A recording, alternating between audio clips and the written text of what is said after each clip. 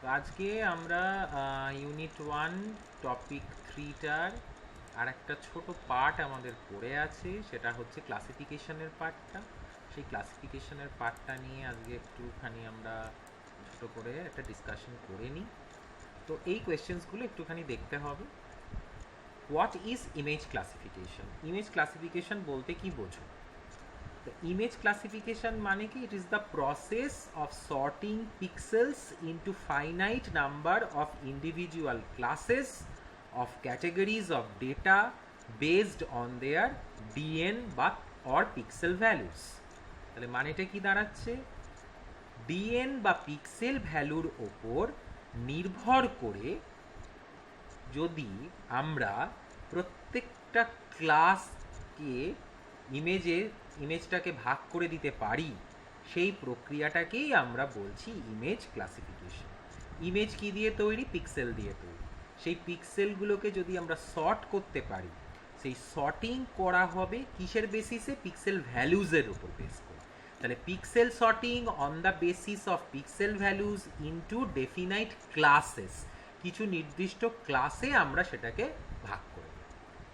তো এর সেকেন্ড পার্টে যে কোয়েশ্চেনটা আমাদের দেওয়া রয়েছে, distinguish between information class and spectral class.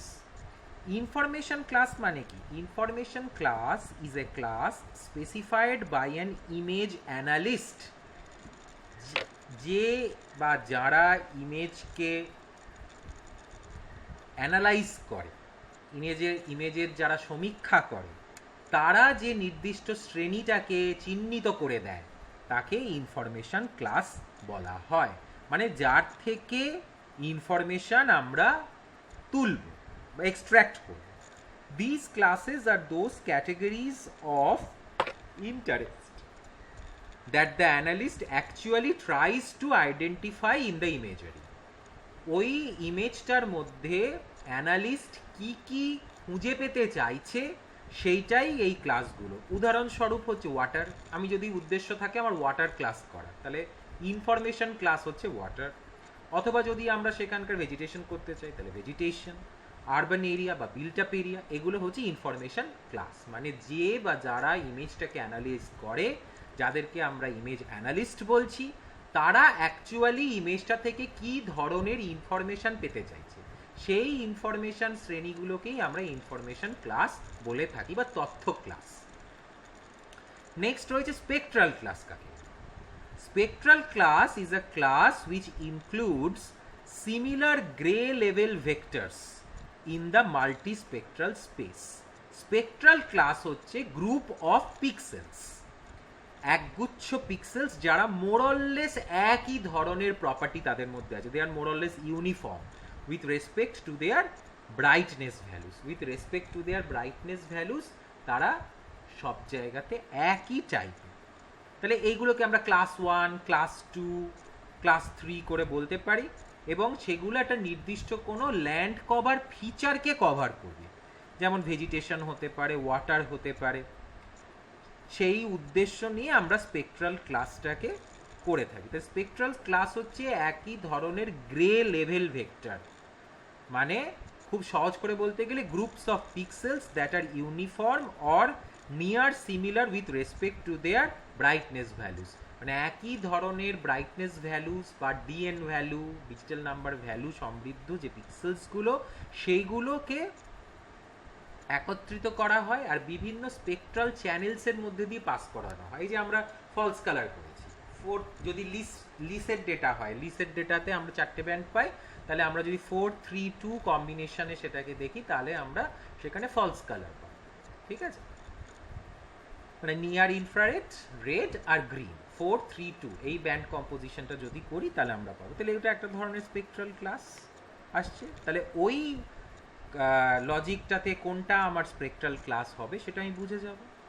তাহলে কি, a broad information class may contain a number of spectral classes. একটা ব্রড ইনফরমেশন ক্লাস মানে ধর ভেজিটেশন, তার আন্ডারে কিন্তু একাধিক স্পেকট্রাল ক্লাস থাকতে পারে।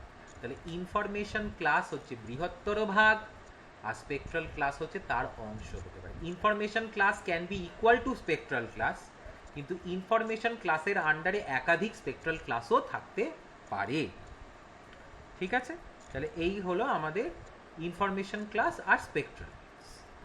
এরপরে যে প্রশ্নটা রয়েছে এটা হচ্ছে সব থেকে গুরুত্বপূর্ণ প্রশ্ন। আমি বাকি প্রশ্নগুলো আলোচনা করছি ওদের কনসেপ্ট ক্লিয়ার করার জন্য, কিন্তু এইটাই সব থেকে গুরুত্বপূর্ণ প্রশ্ন যে make a comparative assessment of supervised and unsupervised image classification. Supervised and unsupervised image ক্লাসিফিকেশনের পার্থক্যটা মানে তুলনামূলক আলোচনা করো। তাহলে বেসিক্যালি কি জিনিস, সুপারভাইজড মানে কম্পিউটারকে ট্রেনিং দেওয়া হবে, its training is controlled by the analyst, ঠিক আছে। কিন্তু আনসুপারভাইজডে ট্রেনিং দেওয়া হয় না, কম্পিউটার নিজের অ্যালগোরিদম দিয়ে কিছু ক্লাস বানিয়ে নেয়। মানে সুপারভাইজ ক্লাসিফিকেশনে we first start with specifying an information class on the image. আমাকে সুপারভাইজ ক্লাসিফিকেশন করতে বলছে যেটা তোদের সিলেবাসে আছে, তোকে তোর মুখ্য উদ্দেশ্য হবে vegetation, water body, built up area, এগুলোকে বার করা। This will be your prime objective. সেই অ্যালগোরিদমটা কাজে লাগিয়ে নিয়ে আমরা কাজটা করব, সেইভাবে ক্লাসের সিগনেচার খুঁজতে থাকবো। যদি আমাদের ফলস কালার কম্পোজিট হয় তাহলে রেড কালারের আমরা ভেজিটেশন পাবো, ডার্ক ব্লু থেকে লাইট ব্লু এর দিকে গেলে আমরা সেটাকে ওয়াটার বডি দেখবো, কি খুব ডিপ কালারের ব্ল্যাক হলেও সেটা ক্লিয়ার ওয়াটার বডি হবে, সেটাকে দেখবো। সায়ান কালার হলে আরবান এরিয়া হবে। তাহলে এই জিনিসগুলোকে ভেবে ভেবে আমরা আগের থেকেই সুপারভাইজ মানে ভেবে নিলাম যে এই ইনফরমেশন ক্লাস আমাকে তুলতে হবে, তার জন্য সিগনেচার কালেকশন করো, এই হচ্ছে ব্যাপার। কিন্তু আনসুপারভাইজডের ক্ষেত্রে কি করা হবে, একটা অ্যালগোরিদম ফার্স্টে ইমেজটার ওপরে দেওয়া হবে। সেই ইমেজের ওপর দিলে কি হবে, সেই ইমেজটাকে কম্পিউটার নিজে একটা অ্যালগোরিদম রান করাবে। অনেক ধরনের অ্যালগোরিদম আছে, আইসো ডেটা ক্লাস্টারিং আছে, কে মিনস আছে। যদি তোরা হায়ার লেভেলে পারসিউ করিস পড়াশোনা তখন এগুলো নিয়ে কাজ করবি। তো যাই হোক, আপাতত এইটুকু জেনে রাখ যে সেখানে কম্পিউটার নিজে একটা অ্যালগোরিদম ইউজ করে, সেখানে পুরো ইমেজটাকে সে নাম্বার অফ ক্লাসে ডিভাইড করে দেয় সেই অ্যালগোরিদম ধরে। তুই যতগুলো বলবি, তুই যদি বলিস সে ইমেজটাতে 50টা ক্লাস করে দাও, যদি 50টা ক্লাস করা পসিবল হয় তবেই কিন্তু কম্পিউটার করবে। আমার 5টা ক্লাস চাই, আমি কম্পিউটারকে বললাম 5টাই করো, তাহলে কিন্তু গন্ডগোল হবে আনসুপারভাইজডের ক্ষেত্রে। আনসুপারভাইজডের ক্ষেত্রে আমাকে ক্লাস বাড়াতে হবে, ঠিক আছে। যেমন আজকেই আমি একটা ক্লাসিফিকেশন করলাম, সেখানে আমার 5টা করার কথা, সেখানে আমি 20টা ক্লাস ওকে বলেছি করতে কম্পিউটারে, কিন্তু কম্পিউটার আমাকে 15টা করে দিল। তার মানে 15-র বেশি সেটাকে ক্লাসিফাই করা সম্ভব নয়। আমি যদি গ্রেটার নাম্বার অফ ক্লাস দিয়ে একটা অ্যালগোরিদম দিয়ে রান করতে বলি আনসুপারভাইজডের ক্ষেত্রে, তাহলে আমাকে লজিক্যালি সেটা করে দেবে। এরপর আমাকে কি করতে হবে, তখন ওই আনসুপারভাইজ ক্লাস যেগুলো করে দিল কম্পিউটার, সেগুলো প্রত্যেকটাকে আমাকে আলাদা আলাদা করে চিনতে হবে, প্রত্যেকটাকে আমাকে দেখতে হবে। দেখে নেওয়ার পর আমি সেটাকে বুঝবো।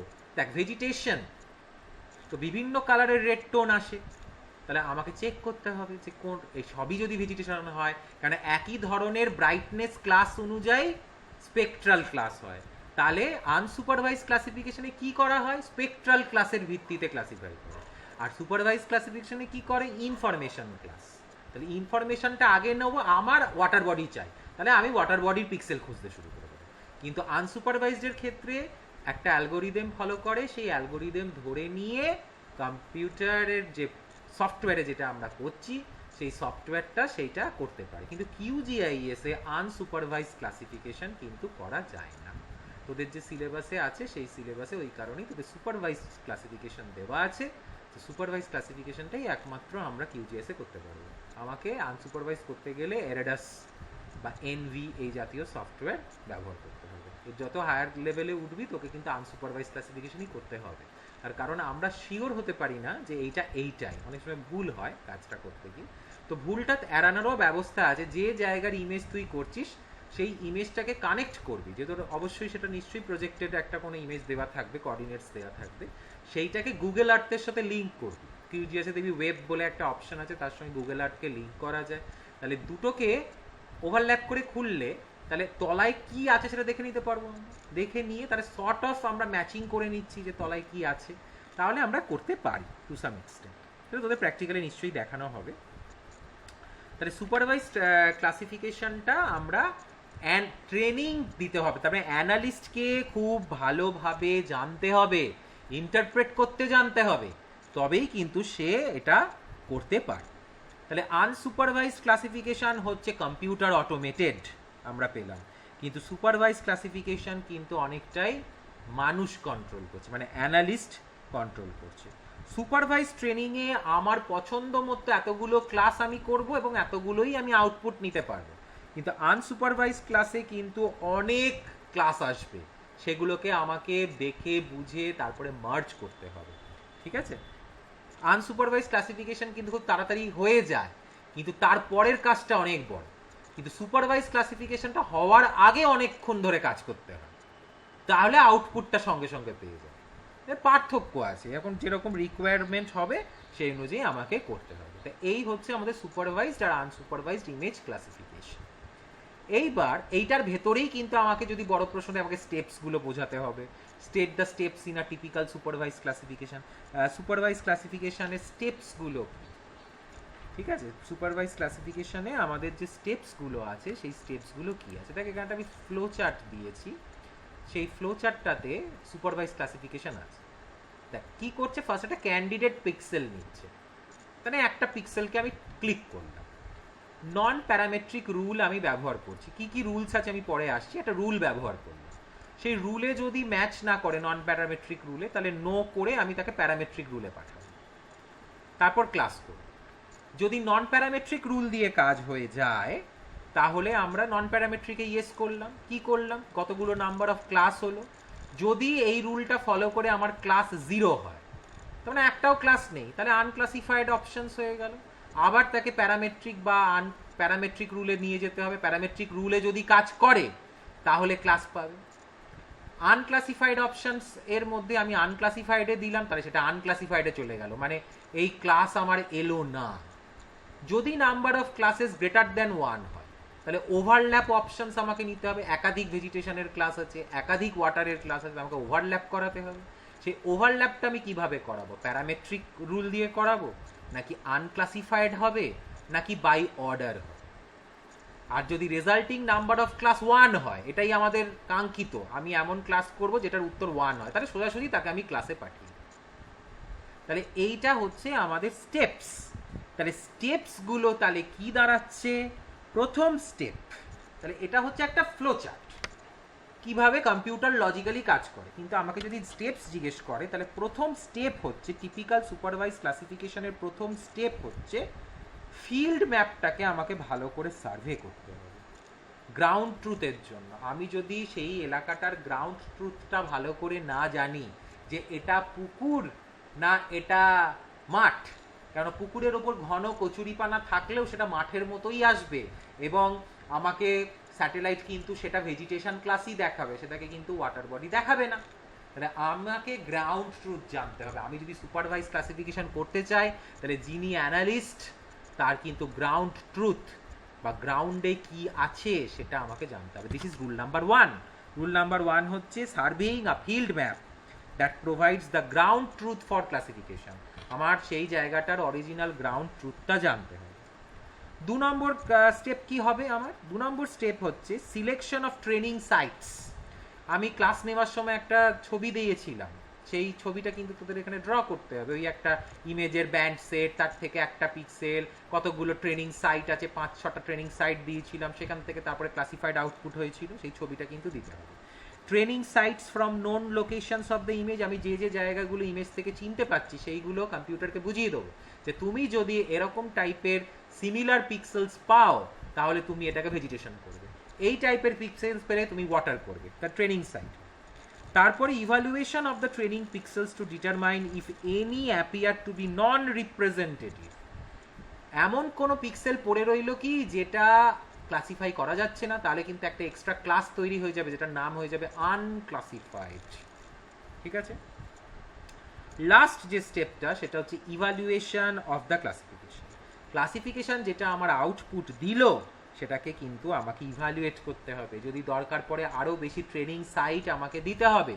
ট্রেনিং সাইট যত বেশি দিতে পারবো তত কম্পিউটার ভালো সুপারভাইজ ক্লাসিফিকেশন করতে পারবে, তবেই আলটিমেটলি আমাদের একটা ক্লাসিফাইড ইমেজ আসবে, সেখানে প্রত্যেকটা পিক্সেল কোনো না কোনো ক্যাটাগরিতে বিলং করবে। ছবিটার কথা ভেবে দেখবি, সেখানে লাস্ট যে আউটপুটটা দেওয়া হয়েছিল সেখানে সেই আউটপুটে U U U, F F F, C C C, বিভিন্ন অ্যালফাবেটস ইউজ করা হয়েছিল according to the class they belong. এটার সঙ্গে আর একটা ট্যাগ কোয়েশ্চেন দেওয়া হয়েছে, name some popular supervise classification rules. কি কি রুলস আছে? রুলসকে আমরা দুটো ভাগে ভাগ করতে পারি, যেটা আমরা ছবিতে দেখলাম, একটা প্যারামেট্রিক, একটা নন প্যারামেট্রিক।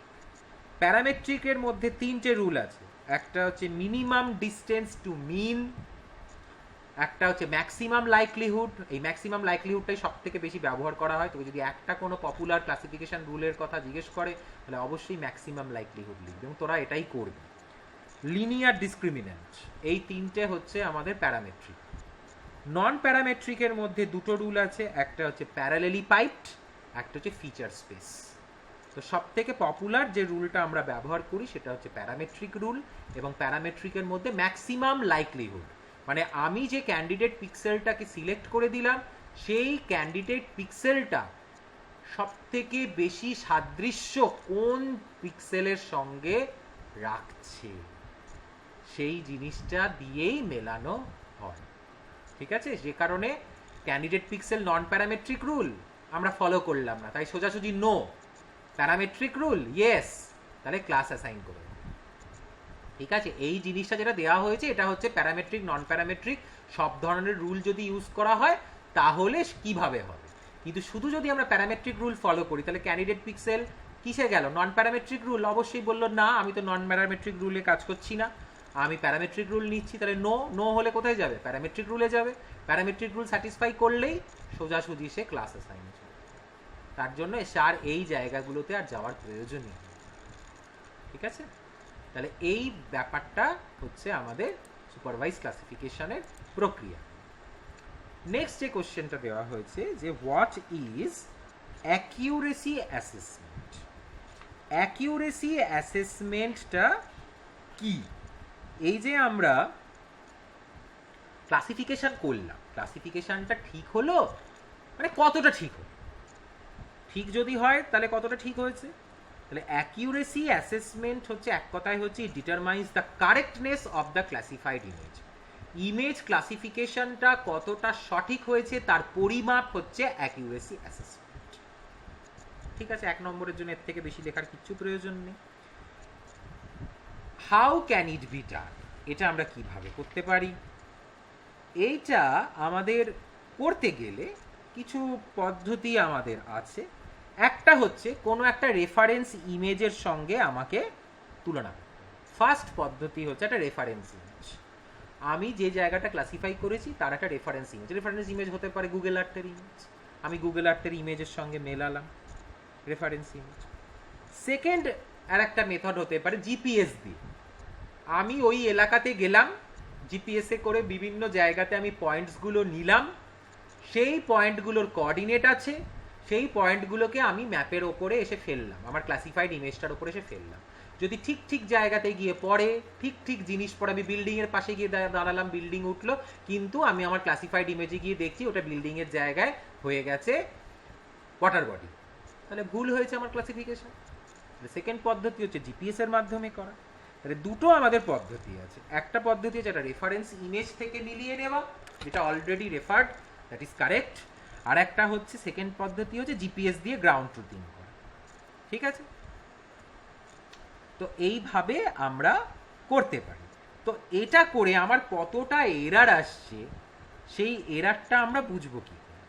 যেমন দেখ, আমি একটা ছবি দেখাই, process of remote sensing data to cartographic product. আমার ডেটা আছে, কারেকশন অ্যান্ড এনহ্যান্সমেন্ট আমরা করলাম। তাহলে এটা কি প্রথম পর্যায়ে আমরা করেছি কারেকশন অ্যান্ড এনহ্যান্সমেন্ট।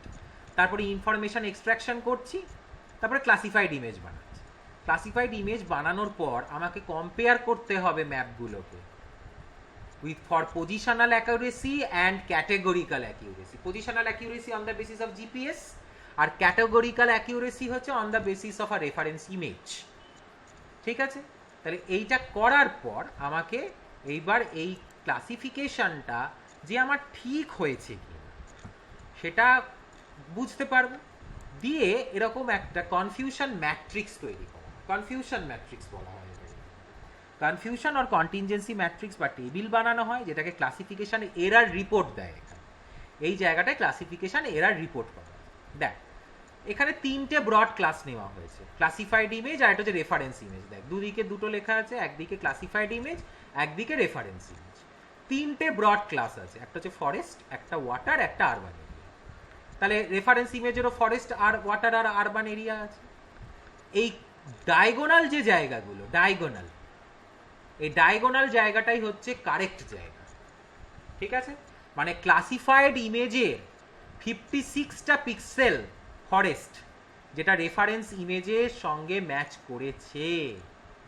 ঠিক আছে, ক্লাসিফাইড ইমেজের ফরেস্ট দেখ 56 পিক্সেলস হচ্ছে ফরেস্ট, 28 পিক্সেলস যেটা ফরেস্ট ইন ক্লাসিফাইড ইমেজ সেটা রেফারেন্স ইমেজের কিন্তু ওয়াটার।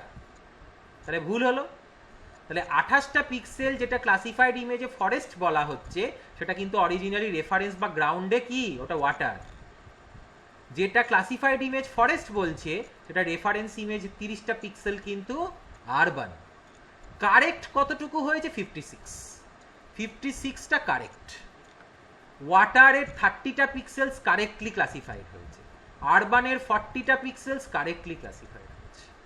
তাহলে এই কর্নারগুলো হচ্ছে আমাদের কারেক্ট। তাহলে কলাম টোটালে দেখ 60, 60 আর 80 200খানা পিক্সেলে কাজ হয়েছে। ঠিক আছে, রো ওয়াইজ হচ্ছে দেখ, রো ওয়াইজ এখানে ফরেস্ট 114 কিন্তু রেফারেন্স ইমেজের কত? 60টা। ওয়াটার হচ্ছে 60টা, এখানে ওয়াটার হচ্ছে 42টা। আরবান 80টা, এখানে আরবান এসছে ক্লাসিফাইড ইমেজে 44টা। টোটাল 200 মিলে যাবে, কিন্তু এরার তো এসছে দেখ, এখানে হচ্ছে অমিশন এরার, মানে আমার ফরেস্ট ছিল আরো 4টে, আমি অমিট করে গেছি, আমি ক্লাসিফাই করতে পারিনি। ঠিক আছে, এখানে 7% অমিশন হয়েছে। ওয়াটার, আমি 30টা ওয়াটার পিক্সেলকে ক্লাসিফাই করতে পারিনি, 50% এরার, অমিট করে দিয়েছি। আরবান 40 করেছি, 40 করতে পারিনি, আবার 50% এরার। ঠিক আছে, তাহলে প্রডিউসার মানে আমি যে অ্যানালিস্ট, আমার অ্যাকিউরেসি কত? ফরেস্টের ক্ষেত্রে আমার 93% অ্যাকিউরেসি। অমিশন এরার 7%, তাহলে অ্যাকিউরেসি কত? 93। অমিশন এরার 50% মানে অ্যাকিউরেসি কত? 50%। 50% হলে 50%। তাহলে অমিশন এরার যত বেশি হবে তত অ্যাকিউরেসি লেভেল আমার কম আসবে।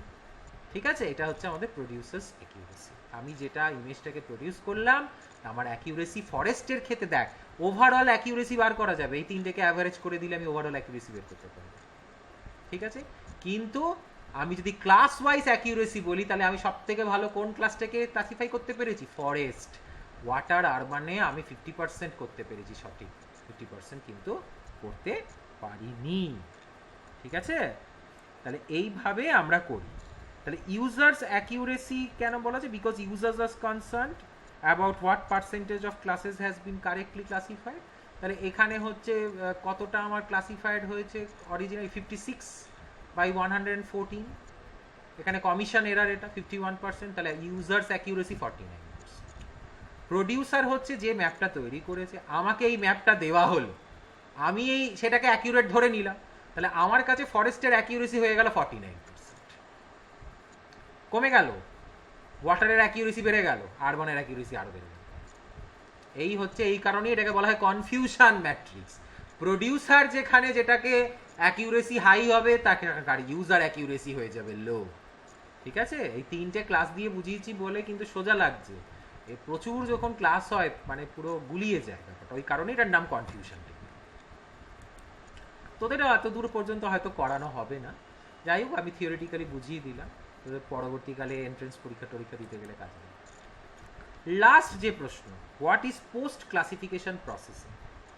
পোস্ট ক্লাসিফিকেশন প্রসেসিং হচ্ছে আমি যে ক্লাসিফিকেশন করে ফেললাম, এইবার আমি হয়তো দেখছি সেই ইমেজটার মধ্যে কিছু কিছু পিক্সেলস আছে, যেরকম ধর একটা বড় সেটেলমেন্ট এলাকা, তার মধ্যে 4-5টা ভেজিটেশনের ফুটকি এসছে, তাহলে সেই স্ট্রে পিক্সেলসগুলোকে আমাকে বাদ দিয়ে দিতে হবে। ঠিক আছে, পোস্ট ক্লাসিফিকেশন হচ্ছে ফিল্টার করা। আমরা ওই ইমেজ প্রসেসিং টেকনিক্সের মধ্যে ফিল্টারিংটা পড়েছিলাম, সোজা কথা এটা হচ্ছে ফিল্টারিং করা। পোস্ট ক্লাসিফিকেশন প্রসেসিং করা হয় মোড ফিল্টার দিয়ে, ওখানে আমরা averaging filter, mean filter, mode filter, median filter এগুলো পড়েছি। সোজা এখানে মোড ফিল্টারের কাজটা তোকে বলতে হবে। মোড ফিল্টার কি করে? যে জায়গাটাতে ম্যাক্সিমাম যার ক্যাটেগরি আছে, যদি 98% সেখানে সেটেলমেন্ট হয়, আর 2% যদি সেখানে স্ট্রে পিক্সেলস হিসেবে ভেজিটেশন থাকে, তাহলে সেই ভেজিটেশন পিক্সেলসগুলোকে সে রিমুভ করে দেবে, দিয়ে পুরো এলাকাটাকেই সে তখন সেটেলমেন্ট করে দেবে। ধর একটা বড় ওয়াটার বডি আছে, তার মধ্যে একটা ছোট সবুজ ডট পড়ে গেছে, সেটা হচ্ছে ভেজিটেশন, তাহলে দ্যাট ইজ ডিস্টার্বিং, তাহলে সেটাকে সে রিমুভ করে দেবে। তাহলে মোড ফিল্টার লাগিয়ে দিয়ে আমরা করতে পারি এটা। যখনই ফিল্টার হয়ে যাবে, ফিল্টার হয়ে যাওয়ার পর এই ক্লাসিফিকেশন ইমেজটা তো নর্মালি র্যাস্টারে তৈরি হয়, র্যাস্টার থেকে আমি সেটাকে ভেক্টরাইজ করে দিতে পারি, র্যাস্টার টু ভেক্টর করে দেওয়া যায়, অপশন আছে how you can convert raster to vector, software করে দেবে। ভেক্টরস আমি তৈরি করে নিলে কি হবে, ভেক্টর যখনই তৈরি করে দেবো তাহলে প্রত্যেকটা আমার অ্যাট্রিবিউট আলাদা আলাদা করে তখন আমি পেয়ে যাব। র্যাস্টার ডেটা সেট থেকে আমি ভেক্টরাইজ করে দিতে পারবো, ভেক্টরাইজ করে দিলে প্রত্যেকটা তখন পলিগন ফিচার হয়ে যাবে, একটা সেটেলমেন্টের পলিগন হয়ে যাবে, ভেজিটেশনের পলিগন হয়ে যাবে, তখন আমি চাইলে প্রত্যেকটা পলিগন ধরে ধরে কাজ করতে পারি। তো এই হচ্ছে পোস্ট ক্লাসিফিকেশন প্রসেস। তাহলে আমরা এই টপিকটা এন্ড করলাম, মানে ডিসকাশনটা এন্ড করলাম, এই ক্লাসিফিকেশনটা বাকি ছিল এইটা দিয়ে। তো ইউনিট 3টা আমাদের তাহলে ডিসকাশন উইথ কোয়েশ্চেন্স কমপ্লিট হলো।